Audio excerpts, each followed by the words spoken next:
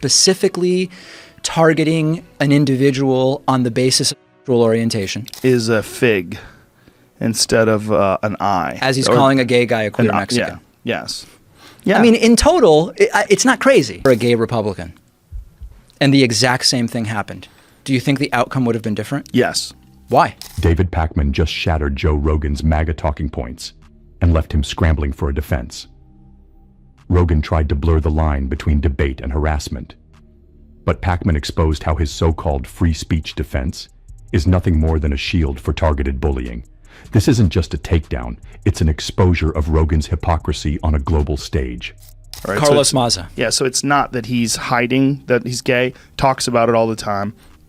He's kind of effeminate, and Steven Crowder mocked that. And he mocked that in these videos where he was criticizing Carlos's position on Antifa.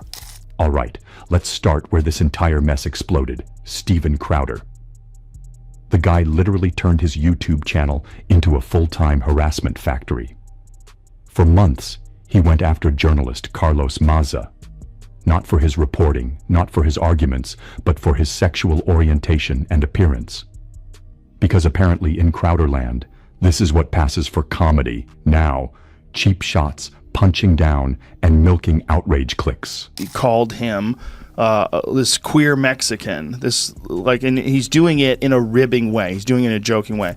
And, right on cue, here comes Joe Rogan sliding in with the "I'm just the neutral guy" routine.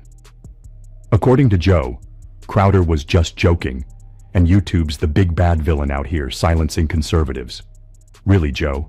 So mocking someone's sexuality in front of millions is just stand up now? That's the hill you're dying on?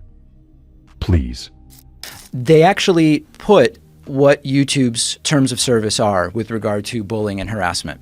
My reading of it, and we could go through them, if we could pull them up, we could go through it line by line if we wanted. My reading was that that definitely did break the terms and conditions. This is where David Pakman steps in and sets the whole narrative on fire.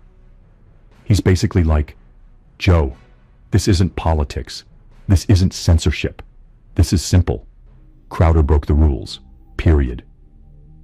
YouTube's terms of service are crystal clear. Targeting someone's identity is harassment. Crowder made sexuality the punchline. YouTube called him out. That's not censorship. That's actions meeting consequences. Crowder thing is ultimately the decision was to allow him to have his freedom to post videos on there. But Rogan? Oh, he loves pretending this is some free speech apocalypse. As if enforcing community rules is somehow the death of democracy. Give me a break. Without moderation, platforms turn into digital war zones where bullies run the show and everyone else taps out. Pakman wasn't about to let Rogan hide behind his fake neutral referee act. We do almost no moderation on any of our platforms that my program is on. And then Joe cranks up the free speech martyrdom to 11. Suddenly, conservatives are being hunted by the woke mob. Poor things, right? Spare me. Joe, this isn't 1984. It's YouTube enforcing the rules Crowder agreed to when he hit accept. Bro, do I have to sue CNN? I don't know, do you? They're making shit up. They keep saying I'm taking horse dewormer. I literally got it from a doctor. It's an American company. Mm-hmm. And here's the kicker. Rogan knows how this works. Spotify pulled dozens of his episodes for slurs and COVID misinformation, and he didn't pack up his mic or scream about censorship. Why? Because their $200 million exclusivity deal makes him very comfortable with rules. When they're his rules. Some of the content that exists on YouTube. And UPS says, we're getting reports that you're sending people harassing stuff. We don't want you as a customer. And Pakman drops the hammer right here. Joe, stop pretending this is censorship. It's not. It's consequences. Free speech means the government can't jail you. It does not mean YouTube owes you a megaphone to harass people for clicks. That they represent more of a town square, so to Yes. speak, then okay, maybe you could pass a law that changes how they would be regulated. But that's typically the type of stuff the right is against because it is more regulation. Pakman nailed it. Without rules, these platforms rot into toxic wastelands where harassment thrives an actual debate dies. And we've seen this movie before. Remember YouTube's adpocalypse in 2017? Brands fled after harassment scandals, creators lost millions, and chaos nearly nuked the platform. Or look at Twitter under Musk. Zero moderation turned it into a brand graveyard and a troll's playground. This isn't censorship, it's survival.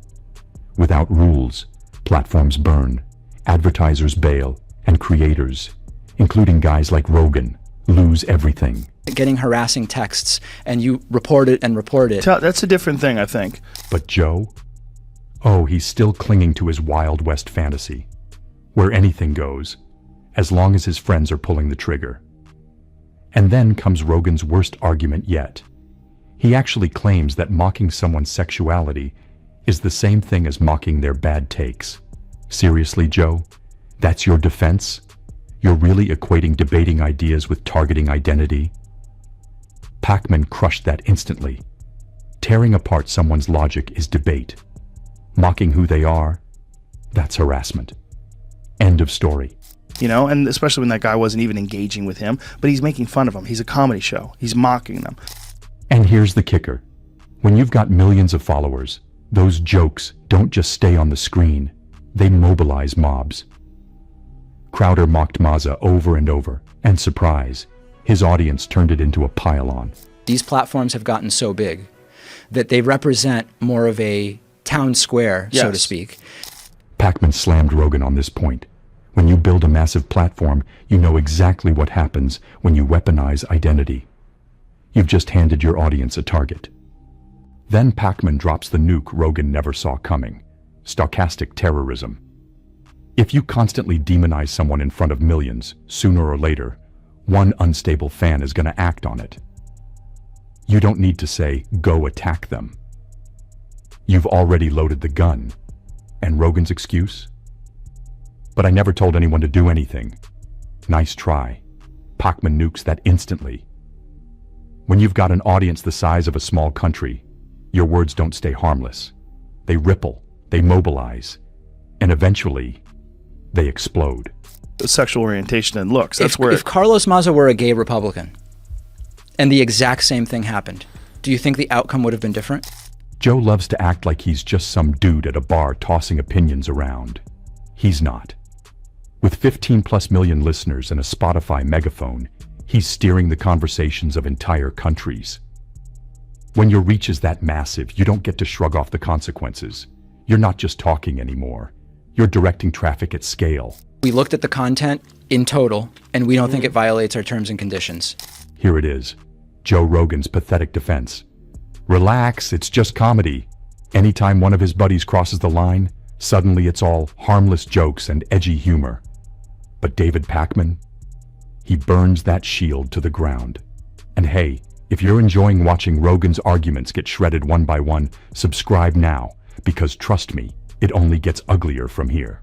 What it was that was done by Steven Crowder and what the terms of service are. Just matching it up, not looking at the comments from either person. What was it specifically? It was specifically targeting an individual on the basis of sexual orientation.